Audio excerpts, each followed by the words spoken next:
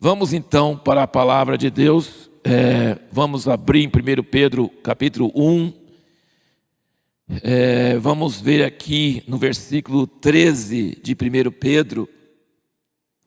Diz o seguinte: portanto, cingindo os lombos do vosso entendimento. Eu quero que você preste bem atenção nessa frase. Eu vou ler o contexto todo depois, mas eu quero que você para pensar que a minha mensagem hoje está sobre as nossas mentes, sobre o nosso entendimento. Nós precisamos de proteção, nós precisamos de ocupação correta em nossas mentes. E aqui Pedro diz, cingindo os lombos do nosso entendimento. Naquela época eles não tinham calça jeans, eles não tinham nenhum tipo de roupa que nós temos. Eles tinham aquelas roupagens compridas que você vê em filmes sobre os beduínos e sobre os árabes. Eles tinham aquelas roupas compridas. Então, se fosse andar ou correr, não dava para correr daquele jeito. Então, eles pegavam aquela roupa e pegava assim e amarrava bem em cima. O cinto, quando fala na Bíblia de cinto, quando tem revelação de Jesus e tudo, o cinto é mais aqui em cima, não é aqui embaixo. E eles pegavam, cingia para poder correr. Então Pedro está dizendo que os cristãos que estão recebendo essa carta, inclui nós, não devemos ficar acomodados achando que a gente já sabe. E hoje de manhã eu vou falar de coisas que você já sabe demais, mas você não sabe direito, e nem eu. Então nós precisamos preparar nossa mente. Então é isso que eu queria que você entendesse. Nós precisamos preparar nossa mente para não pensar no Evangelho e na Bíblia, e na igreja, e no Espírito Santo, e em Deus, e em Jesus, do mesmo jeito que a gente vem pensando. Precisa mudar. Então cinge e prepare para mudar. Eu acho que jejum, que o Francisco falou tão bem aqui, me inspirou, eu achei tão importante entender como, se nós fizermos isso para Deus, e ele já explicou que não precisa ser só de comida, pode ser de telas, pode ser de... Sabe, o sentido é criar um vazio. É criar uma coisa, assim, nossa, eu tenho vontade de fazer isso, mas não vou fazer, porque eu estou fazendo para o Senhor. Então, assim, você cria um vazio, e nesse vazio é que Deus fala, mas às vezes demora, né? Moisés subiu um monte, ficou 6 dias sem ouvir nada, e sem comer e sem beber, e no 7º dia, ele ouviu coisas que formam a Bíblia para nós, né? Então, para Deus falar conosco, nós precisamos formar um vazio, e o jejum é um vazio. E cingir os lombos do entendimento é preparar meu entendimento, dizer, eu não sei, eu penso que sei, mas não sei, e Deus precisa me ajudar para que eu saiba direito. Então eu me esvazio, eu preparo minha mente para andar. Então veja bem, ele fala isso, então vamos seguir a leitura. Portanto, cingindo os lombos do vosso entendimento, sede sóbrios. Sóbrio é não ser embriagado, é não estar entretido, né? A gente quer sempre estar entretido. Agora com o smartphone, a gente sempre quer ocupar a mente com alguma coisa. Está lendo alguma coisa, está jogando um joguinho, está vendo na internet, está vendo o que os outros comentaram. A gente fica sempre entretido. E isso não é ser sóbrio. Não é que é errado, não é pecado, mas a gente tem que tomar cuidado, senão a mente da gente não pensa nas coisas sérias. E só pensa nessas coisas triviais que vão passar. Então ele falou, cinge os lombos do entendimento, sede sóbrios e esperai inteiramente na graça que se vos oferece na revelação de Jesus Cristo. Isso aqui é uma promessa, gente. É sobre essa promessa que eu quero falar nessa manhã.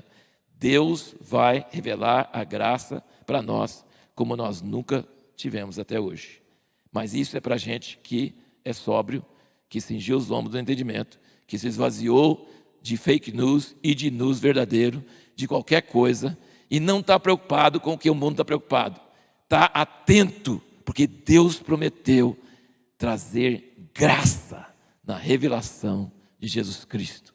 Vai acontecer uma revelação de Jesus para a igreja na terra, no mundo inteiro, como nunca teve na história. E nós precisamos nos preparar para isso. E é sobre isso que eu queria que você, pregando essa manhã, eu quero pregar para mim mesmo. Eu quero pregar para nós. Gente, nós precisamos preparar, porque Deus quer revelar o Evangelho para nós como Ele nunca revelou antes. E isso depende de você realmente estar vazio de outras coisas. E aí ele diz, seguindo aqui, como filhos obedientes, não vos conformeis às concupiscências ou maus desejos que antes tinhas na vossa ignorância, está vendo? É mente. Antes era ignorante, não conhecia o evangelho, então vivia em concupiscência, vivia viciado no telefone, vivia viciado na internet, vivia nas redes sociais. Antes você tinha pecado, tinha que beber, tinha que ter carnaval, tinha que não ter... Porque você não tinha nada na sua mente, ignorância. Mas depois que você conhece Jesus, não precisa dessas coisas. Então, ignorância é na mente. Cingir os lombos é na mente. Ser sóbrio é na mente. Você não é só o que você come, você é o que você pensa, o que você ocupa na tela da sua mente. Aquilo que você coloca diante de você, a Bíblia diz: eu coloquei o Senhor diante de mim. Mas o Senhor é invisível, e o Senhor é todo poderoso, Ele está no trono. Como é que você colocou Ele diante de você? E, na verdade, você intencionalmente falou: eu não vou prestar atenção em outras coisas, eu vou prestar atenção no Senhor. Por isso que na oração, normalmente a gente fecha os olhos, para não pensar em outras coisas. Não tem nenhuma lei que você tem que fechar os olhos. Mas, normalmente, se você está com os olhos abertos, você vai ficar pensando em outras coisas. E quando você fecha os olhos, você fala assim: eu vou pensar só no Senhor, Ele é invisível mesmo, não vou conseguir ver Ele com o olho aberto mesmo. Entendeu? Então você coloca o Senhor diante de você. Talvez você não está sentindo o Senhor perto de você de jeito nenhum. Jesus diz: Deus meu, por que me desamparaste? Depois ele diz: Pai, em tuas mãos entrego meu espírito. Deus não estava lá, ele gritou: cadê o Senhor? Mas ele falou: Pai, que não está lá, que eu não estou sentindo. Claro que Deus estava lá, mas ele tinha que ser pela fé, ele não tinha consciência. E esse Deus que ele falou: Deus meu, por que me desamparar, me largar? Estou sentindo que eu estou indo para o inferno. Ele estava indo literalmente para o inferno, por nossos pecados. E ele gritou: Deus meu, por que me desamparaste? Desespero. Quando você entra em desespero, se não sente a presença de Deus, isso acontece mesmo. Mas aí ele diz: Pai, em tuas mãos entrego o meu espírito. Isso chama: coloca o Deus diante de mim. Entendeu? Coloca o Deus diante de mim. E aí, então ele diz: como filhos obedientes, não vos conformeis a esses maus desejos que antes tinhas na vossa ignorância, mas como é santo aquele que vos chamou, sede vós também santos em todo o vosso procedimento.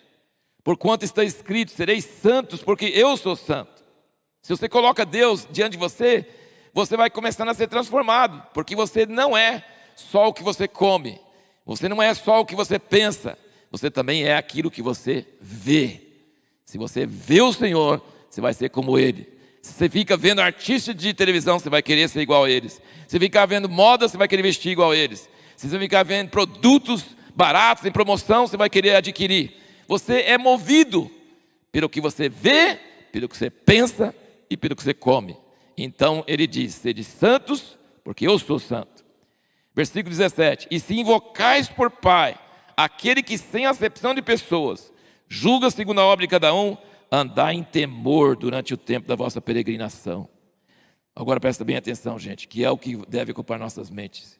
Sabendo que não foi com coisas corruptíveis, como prata ou ouro, que fostes resgatados da vossa vã maneira de viver, que por tradição recebestes de vossos pais, mas com o precioso sangue, como de um cordeiro sem defeito e sem mancha, o sangue de Cristo, o qual na verdade foi conhecido ainda antes da fundação do mundo, mas manifesto no fim dos tempos, por amor de vós, que por ele credes em Deus, que o ressuscitou dentre os mortos, e lhe deu glória, de modo que a vossa fé e esperança estivessem em Deus. Eu achei que essa passagem resume o que eu quero dizer, porque na verdade eu quero pregar o evangelho para vocês. Mas para pregar o evangelho para vocês, eu preciso também ouvir. Eu não consigo pregar do jeito que precisa ser pregado, porque eu ainda não vi como preciso ver. Mas Deus quer que nós entendamos que o centro da história é a cruz do Calvário. Esse é o centro da história. Nós não fomos comprados por preço barato. Nós fomos comprados com o sangue do Cordeiro, que foi oferecido antes da fundação do mundo. Deus sabia esse terrível efeito que o pecado ia causar na terra. Ele sabia do sofrimento, dos gritos dos inocentes, das guerras, das doenças, de todo esse mal que tem sobre a face da terra. E ele já, antes de acontecer, já planejou que o filho dele ia resolver isso. O filho dele ia se encarnar, vir para a terra e morrer numa cruz. Esse é o evento central da história. Antes da fundação do mundo, no meio da história do mundo e por toda a eternidade nós veremos Jesus com as mãos furadas e os pés furados e o lado furado. Ele é eterno, e o corpo glorificado, que não morre mais, que passa por paredes. Um corpo que não precisava ter essas marcas. Ele podia ter apagado essas marcas. A plástica de Deus é bem melhor do que a nossa. Mas Deus deixou, porque esse é o evento central da história. Esse é o mistério. Esse é o negócio que não deveríamos nunca ouvir sobre isso e ficar insensível. Não, já sei que Jesus morreu por mim, conta outra coisa. Não. Esse é o centro da história. Ele fala: vocês vão ser santos como eu sou santo, porque vocês não foram comprados com preço. Vocês não são ignorantes. Vocês sabem que vocês foram comprados. Você não pode viver sua vida como você quer.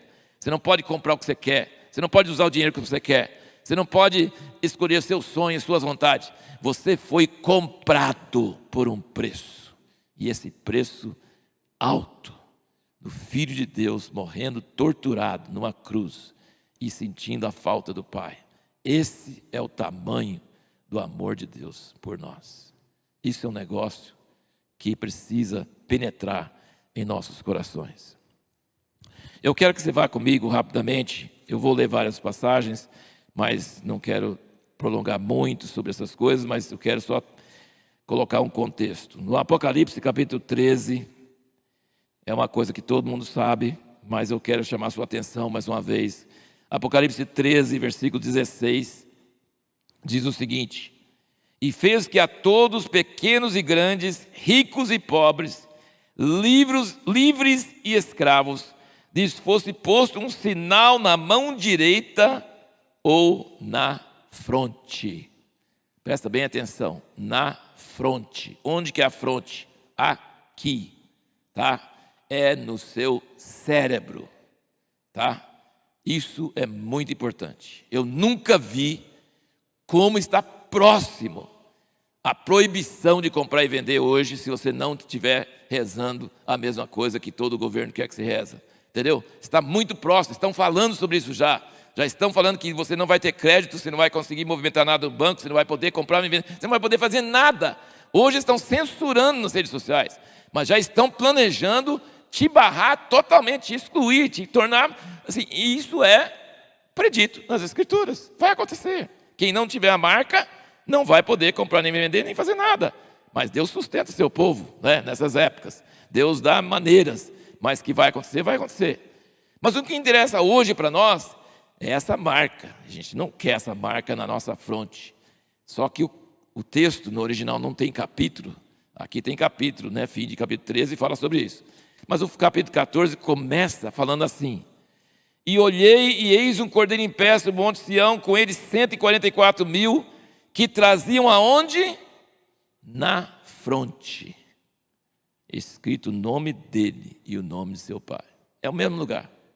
Então, no fim, você tem que ter uma das duas marcas. Não pode ter nenhuma. Ou é a marca da besta, e adorar o sistema do mundo e todo esse sistema errado, ou é a marca do cordeiro na sua mente. Tinham na mente. Então, o primeiro ponto que eu estou enfatizando aqui é a importância, meus irmãos, de você vigiar o que ocupa a sua mente. Nós temos uma profissão muito importante hoje, que é nutrição. As pessoas estão sabendo que o que você come afeta a sua saúde. Não afeta imediatamente. Você pode ir no McDonald's e comer toda a vida, mas não, você vai falar: não tem nada a ver, tomar Coca-Cola à vontade e tal. Mas lá na frente, diabetes vem, o sobrepeso vem uma série de consequências, porque você está alimentando o corpo com coisa que faz mal e não alimentando de coisa que faz bem, né? Então, nutrição hoje é uma grande área que muita gente está envolvida com isso. Você precisa vigiar a sua mente. As pessoas hoje não estão preocupando com seus filhos, estão botando em escolas onde estão enchendo a mente com coisa errada. Gente, não adianta ir para a igreja no domingo se durante toda a semana a sua mente está ocupada com outras coisas. Entendeu? Não adianta. Então você precisa preocupar com a sua mente. Tem a marca da besta e tem a marca do cordeiro. Nós precisamos entender, eu só quero nesse ponto abrir só um parênteses, gente. Nessa época de pandemia, várias coisas boas nós aprendemos. Aprendemos a usar as ferramentas tecnológicas, aprendemos a usar o Zoom, né, o Google Meet, ferramentas. Aprendemos que não precisa ir para o serviço fisicamente todo dia, pode economizar pedágio, economizar gasolina, economizar desgaste, ganhar tempo. Uma série de coisas positivas, muito boas. Espiritualmente também, muitas pessoas também foram edificadas, procuraram e descobriram mensagens muito boas na internet, coisas muito boas. Então isso é positivo. Mas eu quero alertar você sobre uma coisa que eu posso falar por experiência própria, que não é a mesma coisa de estar fisicamente presente, tá? Então, essa pandemia vai passar, se Deus quiser, vai passar em poucos meses. Acredito que essa última onda Omicron pegou quase todo mundo, então imunizou quase todo mundo. E mundialmente está diminuindo agora, né? Na Europa já está abrindo todas as portas, tirando as máscaras, tirando as coisas. Vários países estão indo contra isso. Então, eu acredito que talvez em 3, 4 meses, não é profecia, é opinião, tá? É opinião.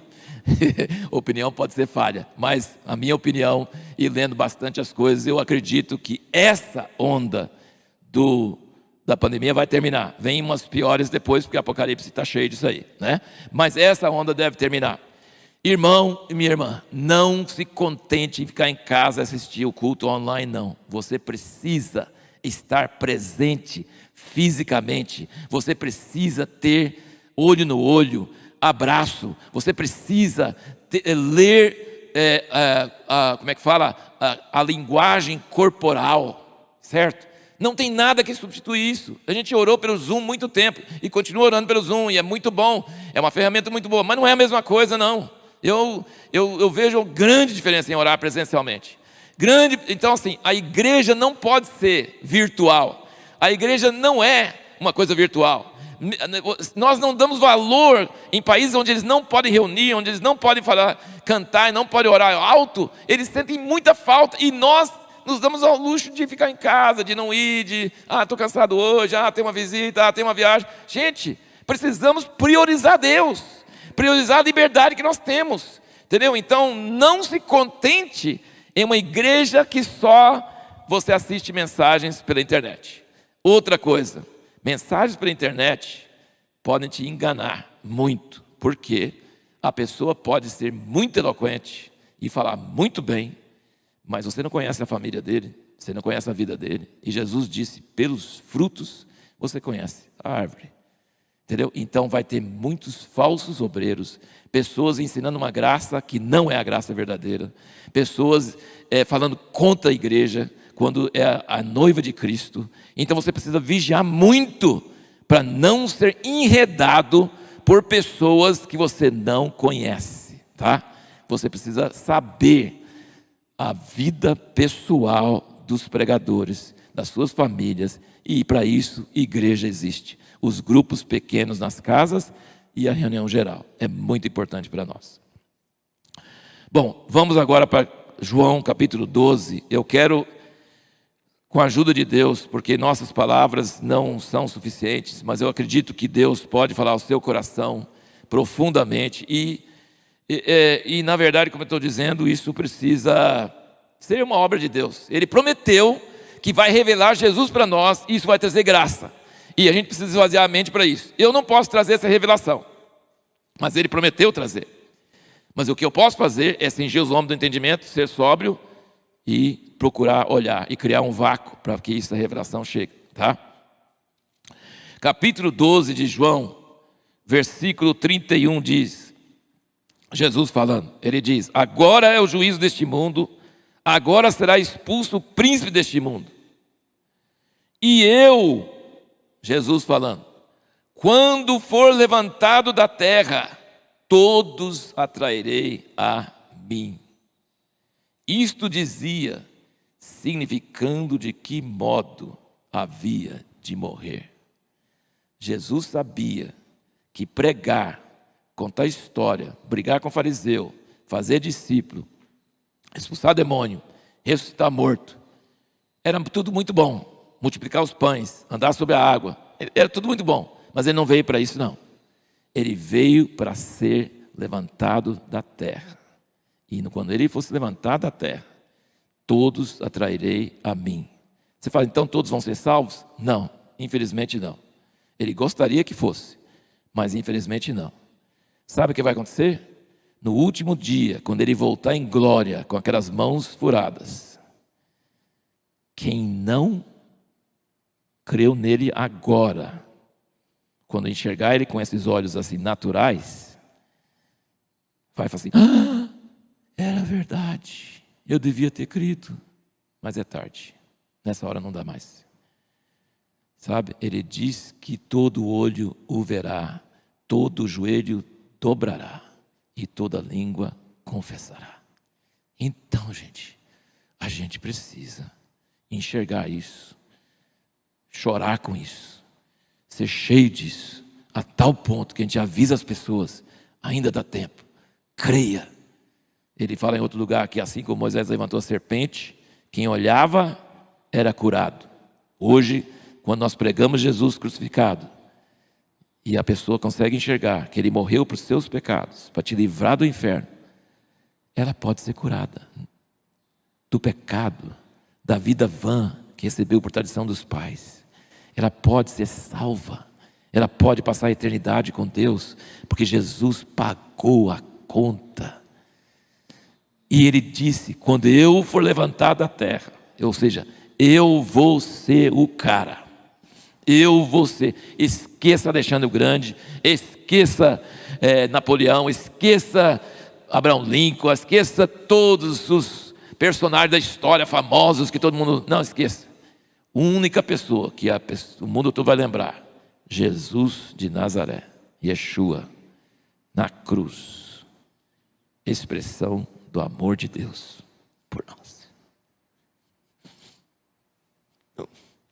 Não tem nada mais importante do que isso. E alguém disse: se você não fica emocionado quando você ouve o Evangelho, é porque você ainda não ouviu o Evangelho. Porque o dia que você ouve, toda vez que você ouve, você vai ficar emocionado. Porque nunca deixa de ser relevante, importante, estrondoso, esquisito. Deus, Criador do universo, desceu e morreu com aquelas espinhos na cabeça, pregaram as mãos e os pés, nu, envergonhado. Eles zombaram deles, falaram assim: como filho de Deus? Imagina que Deus vai deixar assim. É estranho mesmo, é esquisito mesmo, mas é verdade mesmo. Ele morreu em nosso lugar. Ele aceitou vergonha, desprezo, zombaria, ser cuspido na cara, e não reagiu, e não respondeu, e não tentou se defender. Esse é um negócio. Então, assim, eu queria que nós saíssemos dessa reunião hoje sentindo um pouco mais dessa grandeza, esse tamanho do sacrifício de Jesus por nós. Não fica procurando coisas profundas da palavra, da teologia, discutindo qual que é certo, qual que é errado. Não. Esvazia sua mente e olha para a cruz. E deixa que a cruz mexa com você. Porque não mexeu, que chega ainda. Não mexeu. Precisa mexer muito mais conosco.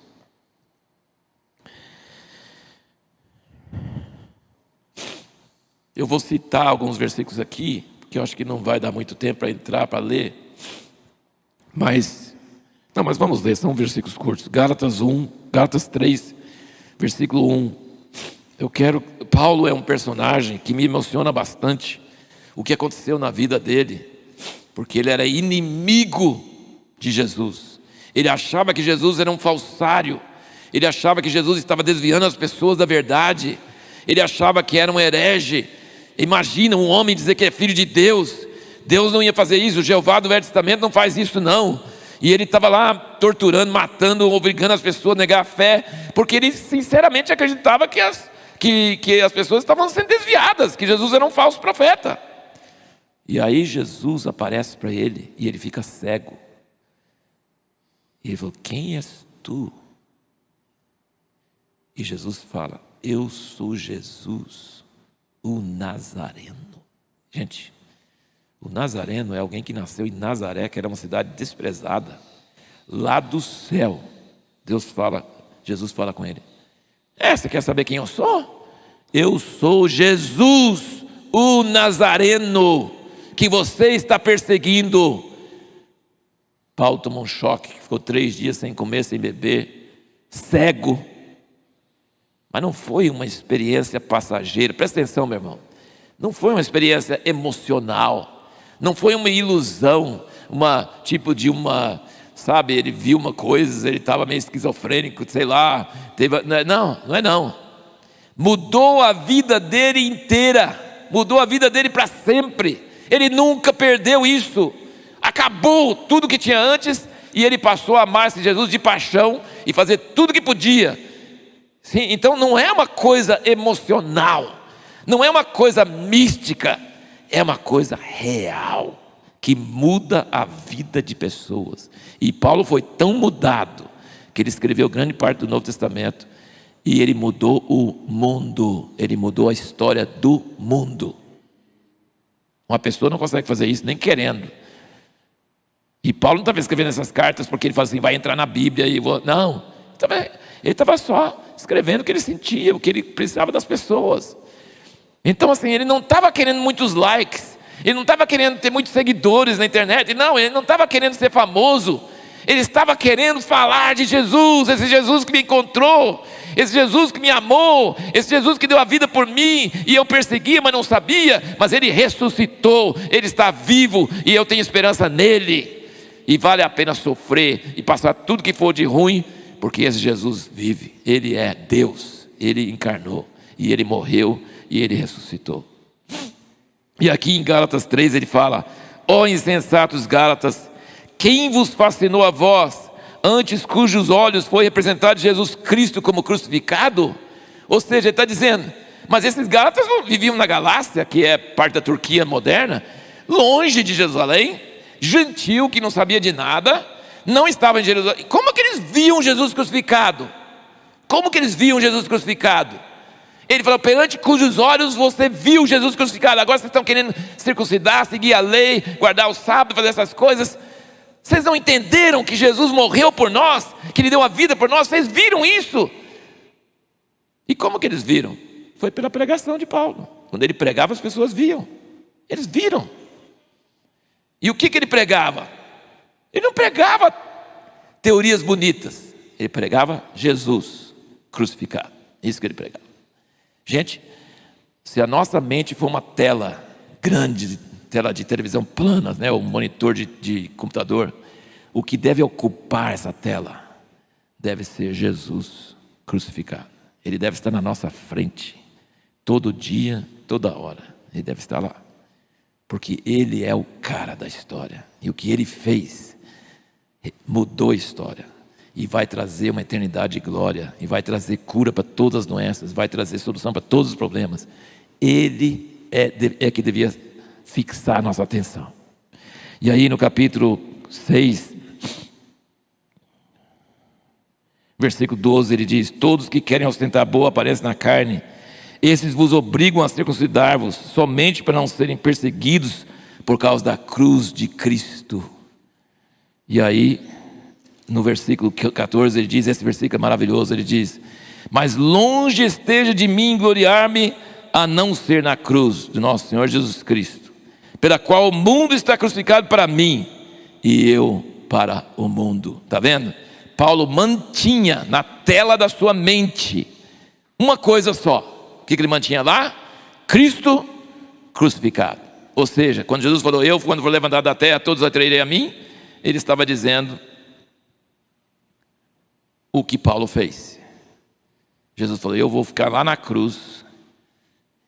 Irmãos, uma coisa que aconteceu comigo, que eu quase não tenho visões, não sou uma pessoa de muitas visões, mas na noite em memória do Juarez, quando a Gabriela estava cantando, eu comecei a ver a cruz.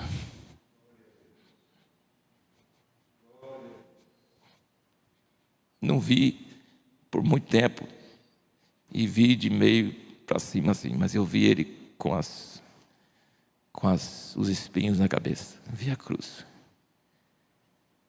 E no sexta-feira passada, na oração, nós sentimos isso. E nós estamos vendo cada vez mais o evangelho puro tem que ser pregado. Nós precisamos voltar ao evangelho puro. Jesus disse em Mateus 24, ele diz: este evangelho do reino será pregado em testemunho a todas as nações, e então virá o fim. Nós temos promessa. Em Pedro fala que Deus vai revelar uma graça de Jesus para nós que nós nunca conhecemos. E Jesus disse que antes do fim, no meio das pandemias, no meio das guerras, no meio de tudo, o evangelho do reino vai ser pregado em testemunho a todas as nações. A gente ora muito por Coreia do Norte. Tem milhões de pessoas lá que ainda não ouviram o evangelho. Mas a promessa de Jesus diz: não vai ter todas as nações menos Coreia do Norte, não. Todas as nações vão ouvir o evangelho. Por isso a gente tem fé que aquele sistema vai cair e vai entrar o evangelho igual um rio naquele país. Tem pessoas fiéis sofrendo, morrendo, mas poucos. E a maioria nunca ouviu o evangelho, não sabe da existência de Jesus. Mas o evangelho vai ser pregado. Vai ser pregado. Mas aqui no Brasil, as pessoas falam levianamente, e nós falamos levianamente. O evangelho do reino tem que ser pregado aqui também, para toda criatura, de um jeito que nós ainda não vimos. Isso tem que penetrar em nossos corações. Deus quer fazer isso em nossas vidas. 1 Coríntios 1, Paulo fala sobre isso também. 1 Coríntios 1, versículo 17. Porque Cristo não me enviou para batizar, mas para pregar o evangelho, não em sabedoria de palavras, para não se tornar vã a cruz de Cristo. Porque a palavra da cruz é deveras loucura para os que perecem, mas para nós que somos salvos é o poder de Deus. Irmãos, nós queremos ver pessoas curadas, expulsar demônios, ressuscitar mortos. Prega o evangelho. E o que é o evangelho? A cruz. Porque foi na cruz que ele despojou as potestades. Foi na cruz que tem poder. E Paulo falou: eu não vou enfiar em coisas interessantes e profundas. Não, eu vou pregar a cruz. Porque eu não quero tornar vã a cruz. E a cruz é escândalo, ele diz aqui na frente. Ele diz no versículo 22: pois enquanto os judeus pedem sinal e os gregos buscam sabedoria, nós pregamos a Cristo crucificado, que é escândalo para os judeus, loucura para os gregos. Mas para os que são chamados, tanto judeus como gregos, Cristo, poder de Deus e sabedoria de Deus. E agora, caminhando mais para o fim, eu quero dizer uma coisa para os irmãos. Não foi só Paulo que foi impactado pela revelação de Jesus. Teve um grupo de cristãos briguentos que moravam numa comunidade, tinham fugido de perseguição, chamados morávios, ou os moravianos, depende. E eles estavam lá, e uma hora eles estavam tomando a ceia. E quando eles estavam tomando a ceia, Jesus se revelou a eles como o Cordeiro de Deus. E eles saíram para toda parte do mundo para entregar suas vidas por esse Cordeiro. Não foi um acontecimento momentâneo, emocional, não. Jovens saíram e deram suas vidas, pagaram o preço, anos de sofrimento, anos de problemas, mas sempre na frente deles estava assim: o Cordeiro morreu, eu quero juntar os frutos do trabalho que ele fez. Isso é fato histórico, tá? Isso é fato histórico. Eles viram o Cordeiro de uma forma tal que eles davam a vida por esse Cordeiro. Isso é um fato que aconteceu na história, e não foi poucos anos não, foi muitos anos. Uma revelação de Jesus, que ele está prometendo para os últimos dias, tem acontecido durante a história. E pessoas que viram isso, nunca mais conseguem viver normal. Nunca mais conseguem ficar numa vida normal. Não conseguem. Atos 4, 18 a 20, nós não vamos ler, mas eu vou só citar. Os apóstolos foram intimados pelas autoridades a não falar mais do nome de Jesus. O que eles responderam? O Pedro, que negou Jesus 3 vezes diante de um empregado, e agora cheio do Espírito Santo, o que ele respondeu? Para as maiores autoridades, ele falou assim: tem um problema. Será que ele tem que obedecer a vocês ou a Deus? Porque nós não podemos deixar de falar do que nós vimos e ouvimos. Ou seja, não aguento. Eu abri a boca, eu vou falar. Você acha que eu curei aquele coxo lá na frente do templo só porque eu quis sair de casa? Falei, eu estou com vontade de curar coxo hoje. Não. Ele chegou lá, o coxo pediu, pôs a mão no bolso, não tinha dinheiro. Eu não tenho dinheiro, mas o que eu tenho te dou. Levanta em nome de Jesus. 5.000 pessoas converteram. Foram colocados na cadeia. Falaram para eles, nunca mais fala nesse nome. Ele falou assim, tem um problema, não consigo. Então, gente, eu quero falar com vocês o seguinte: se nós temos revelação da cruz de Cristo e da ressurreição de Cristo, e isso entra em nosso coração, você não vai deixar de evangelizar. Você vai evangelizar porque vai transbordar, você vai sair. Você não consegue calar. Assim, nós não conseguimos parar de falar. Então, assim, por que a gente não prega o evangelho muito? Porque o evangelho ainda não nos encheu muito. Tem que encher para transbordar. Você precisa transbordar do evangelho. E Paulo ora isso para a igreja. Efésios, vamos virar ali para Efésios 3. Olha a oração de Paulo. Eu estou chegando ao fim das mensagens, mas eu não quero que você perca a atenção, tá? É muito importante. Eu estou sentindo isso esses dias, que Deus está chegando perto da terra, as trevas estão vindo sobre a terra, mas Deus tem algo para nós, e que nós ainda não temos, e que nós precisamos receber. Nós temos assim uma filetinha de sangue passando, mas Ele quer desobstruir as veias, para que o sangue passe direito, e vai ser tão diferente. É isso que a gente chama de avivamento, mas na verdade avivamento é presença de Deus, é Jesus em nós, é assim, é só isso. Não é nada emotivo necessariamente. As emoções vêm juntos, os fenômenos vêm juntos, as pessoas vêm juntos, mas isso não é o centro. A gente não deve procurar, né, essas coisas. A gente deve procurar essa presença e essa visão na tela da nossa mente, do nosso coração. Cristo crucificado, que Ele é a solução de Deus. Não é bonito, não é legal, é horrorizante. Os homens viram o rosto, está pelado, torturado. Eu nem assisti aquele filme, A Paixão de Cristo. Não queria, não quero ver sangue, ver essas coisas todas. Terrível. Pessoas passaram mal assistindo aquele filme. Então, a sabedoria de Deus e a solução de Deus não é agradável, é horrível. Não é ganhar, é perder. Não é viver, é morrer. Mas é morrer por amor. Por amor. E olha o que Paulo ora aqui em Efésios 3, versículo 14, ele diz: por esta razão dobro os meus joelhos perante o Pai, do qual toda a família nos céus e na terra toma o nome, para que segundo as riquezas da sua glória eu vos conceda que sejais robustecidos com poder pelo seu Espírito no homem interior, que Cristo habite pela fé nos vossos corações. Tudo isso é introdução. Tudo isso é introdução, tá? Robustecidos com poder pelo Espírito Santo, porque a gente não consegue ver essas coisas sem ser pelo Espírito, tá? Cristo habite pela fé, conversão a Cristo, né? Nos nossos corações, crendo na palavra, crendo em Jesus. Mas isso não, gente, não basta você ir na igreja, não basta você ler a Bíblia, não basta você orar, não basta você tomar ceia assim de qualquer jeito, mecanicamente, assistir reuniões. Não basta você precisa entender que isso é o átrio. Ele quer que a gente entre no Santíssimo Lugar, onde não tem barulho, não tem pão, não tem candelabro, tem a presença de Deus. E Paulo está orando, assim: eu ponho em meus joelhos, que vocês tenham o Espírito Santo, que vocês tenham conversão, Cristo habite pela fé. Presta atenção o que ele está orando aqui.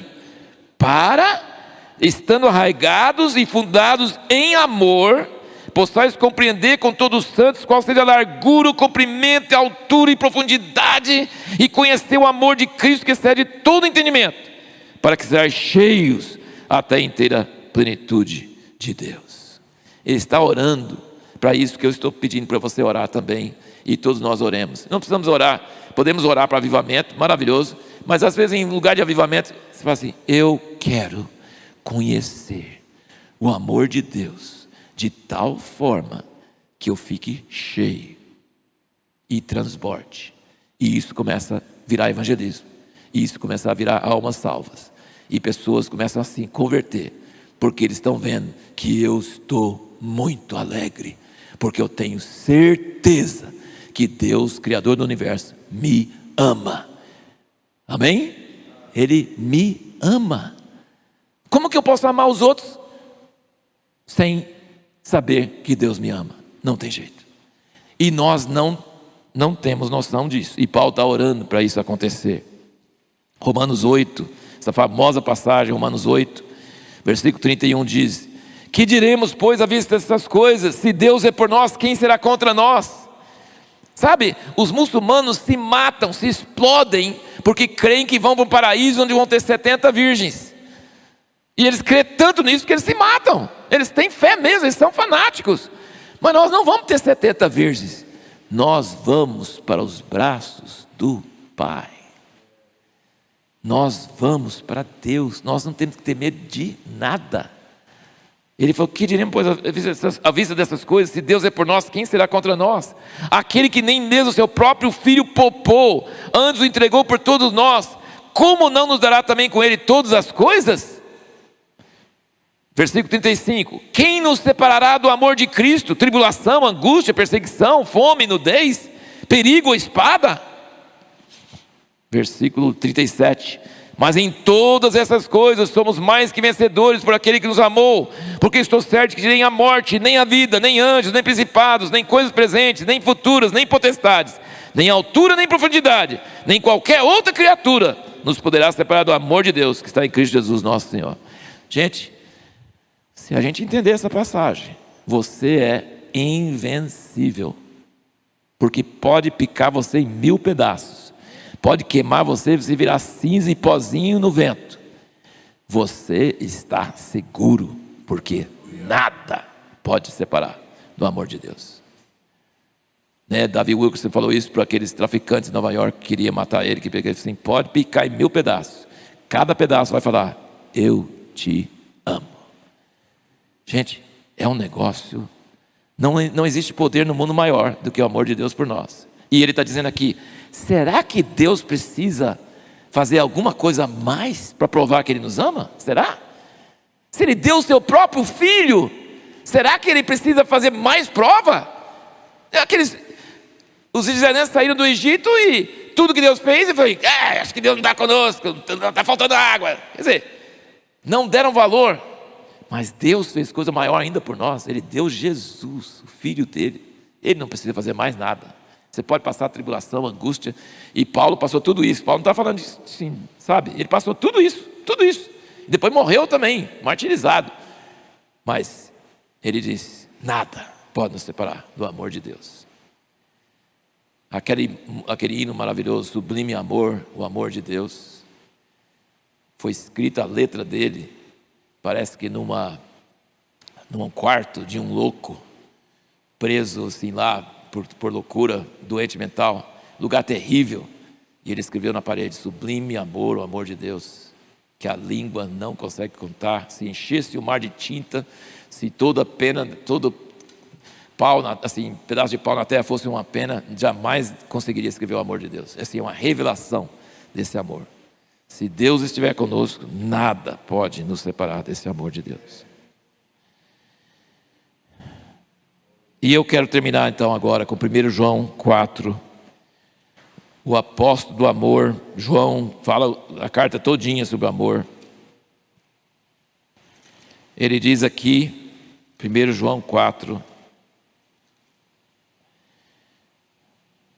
versículo 7: amados, amemo-nos uns aos outros, porque o amor é de Deus, e todo o que ama é nascido de Deus e conhece a Deus. Aquele que não ama não conhece a Deus, porque Deus é amor. Nisto se manifestou o amor de Deus para conosco, em que Deus enviou o seu Filho unigênito ao mundo, para que por meio dele vivamos. Deus não está falando para a gente acreditar numa historinha, sabe? Ele não está falando assim: não, eu te amo, creia na minha palavra que eu te amo. Não basta a minha palavra? Não basta não. Ele mandou o Filho dele para nascer numa manjedoura, para precisar de fralda, para ter toda a natureza humana. Ele pagou o preço. Então não é só de conversa. O amor de Deus não é de conversa. O amor de Deus é fato. Ele desceu. Ele falou: nisto se manifestou o amor de Deus para conosco, não em que Deus ficou falando, mas em que Deus enviou o seu Filho unigênito ao mundo. Versículo 10: nisto está o amor, não em que nós tenhamos amado a Deus, mas que Ele nos amou a nós e enviou o seu Filho como propiciação pelos nossos pecados. Versículo 16: e nós conhecemos e cremos no amor que Deus nos tem. Deus é amor, e quem permanece em amor, permanece em Deus, e Deus nele. Nisto é aperfeiçoado em nós o amor, para que no dia do juízo tenhamos confiança, porque qual Ele é, somos também nós neste mundo. No amor não há medo. Ouçam todos os meus irmãos, que a mídia quer incutir medo. Ninguém morre se não for a hora que Deus quer, e ninguém morre de jeito nenhum. Se morreu é porque é a hora, chegou a hora. Deus é o dono dos vivos e dos mortos. Para que eu vou ter medo? Porque se é para morrer, vou morrer, e se é para viver, eu vou viver, e posso ter 90 anos e cheio de comorbidades, e não vou morrer. Então assim, não preciso ter medo. O medo está sendo incutido nas pessoas pelas notícias, pelas palavras, e eles morrem de medo mesmo, porque eles não têm o amor de Deus. Mas nós sabemos do amor de Deus, e quem é aperfeiçoado no amor não tem medo. Antes, o perfeito amor lança fora o medo, porque o medo envolve castigo, e quem tem medo não está aperfeiçoado no amor. Mas você fala assim, mas eu estou com medo, então significa que eu não estou aperfeiçoado no amor? É verdade, não é não. Mas não precisa preocupar não, sabe por quê? Nós amamos porque Ele nos amou primeiro. Não vem de você. Então você não fica se condenando, eu estou com medo, estou com medo. Só entenda, você ainda não foi aperfeiçoado no amor, sabe? Só entenda isso. E sua solução não é correr atrás de remédio, nem médico, nem hospital. Sua solução é ser cheio da revelação do amor de Deus por você. Nós amamos porque Ele nos amou primeiro. Então não é uma questão de alguém enfiar o dedo na sua cara. Puxa, que vergonha, você não tem fé. Não, não é isso. Eu tenho algum lugar em mim que eu consigo levantar a fé? Eu tenho algum lugar em mim que eu consigo arrumar amor? Se for, é falso. Se for, é falsificado, não adianta. Em nós não tem, mas Ele tem. E a Bíblia diz, nós amamos porque Ele nos amou primeiro. E outro, nisto está o amor, não em que eu tenha amado a Deus, mas em que Ele me amou primeiro. Então o amor vem de Deus, o amor é de Deus, o amor é derramado nos nossos corações pelo Espírito Santo. Agora não diga que você tem o amor e tem medo, porque o amor e medo não vai junto, tá? Então diga, Deus me enche, sabe? E fala assim, eu sei que eu devia pregar o evangelho, mas não tenho força. Não tem força por quê? Porque você não está crendo, não está cheio, não está transbordando. Enche do amor de Deus, da revelação do amor de Deus. Enche, porque não adianta alguém ouvir o evangelho de você na marra. Eu estou fazendo igual os testemunhos de Jeová, eles acham que vão ganhar a salvação assim, e muitos deles são muito sinceros, muito assim, aplicados e tal, mas é uma obra, né? Não é uma espontaneidade. Eu vou porque eu tenho que ir, eu preciso contar para alguém, eu não consigo manter essa notícia para mim. Ganhei na loteria e eu vou ficar sozinho, só com isso aí? Não consigo. Vocês estão entendendo, meus irmãos? Estão entendendo assim o que eu estou dizendo? Que Deus prometeu que vai fazer isso. Ele quer que a gente esvazie a mente para receber isso. E quando nós entendermos o amor que Deus tem por nós, que foi revelado na cruz, nós vamos transbordar de amor pelos irmãos, de amor pelo mundo, de compaixão, sabe? Nós vamos estar toda hora, sabe, disponíveis, porque nada pode nos derrotar. Nós estamos seguros, sabe? Nós estamos seguros nos braços do Pai. Senhor Jesus, nós clamamos a Ti nesta hora, Senhor. Clamamos a Ti. Que o Senhor abra nossos olhos. Que o Senhor tire de nós o conformismo com esse nível de vida espiritual que nós temos tido. Senhor, perdoa-nos por achar que nós já conhecemos o Evangelho. A gente não conhece direito. Senhor, revela-nos o Teu amor na cruz do Calvário. E que seja tão forte, que essa igreja seja assim, mensageiros para Jundiaí, para todas as redondezas, para os parentes, para os amigos, para os vizinhos. Senhor, clamamos a Ti, nos ajuda a não levar a vida, como Rafael disse semana passada, mais 20 anos desse jeito. Não queremos continuar com essa vida cristã morna. Queremos estar cheio do Teu amor e que o Evangelho flua de nós naturalmente. E mesmo o pouco que nós temos, que a gente tenha coragem de começar a repartir. Que a gente não fique guardando, esperando uma coisa completa, não. Mas que a gente tenha disposição de falar, de atrair as pessoas, de ter assim, como no grupo Ore, como é bom ver as pessoas orando por vizinhos, amigos, conhecidos. Isso é muito bom. Ajuda-nos não ficar só esperando completar tudo, não. Ajuda-nos a estar crendo que o Senhor vai revelar para nós o amor do Senhor por nós cada vez mais, e essa vai liberar graça, e a graça vai virar um rio, e isso vai virar um avivamento que vai tomar o Brasil de assalto. Senhor, pedimos que o Brasil inteiro, norte a sul, leste a oeste, que esse país do Brasil não fique invocado com eleições, não fique invocado com política ou polarização, mas que fique voltado aos céus e falando: Deus, revela-nos o teu amor, revela-nos a tua graça, ajuda-nos a impactar a sociedade. Se o Senhor vai trazer perseguição, que a gente subsiste; se o Senhor vai trazer bênção, que a gente subsiste. De qualquer forma, com prosperidade e com falta, nós queremos estar cheios do teu amor em nossas vidas e em nossos corações. É isso que nós oramos agora, em nome de Jesus.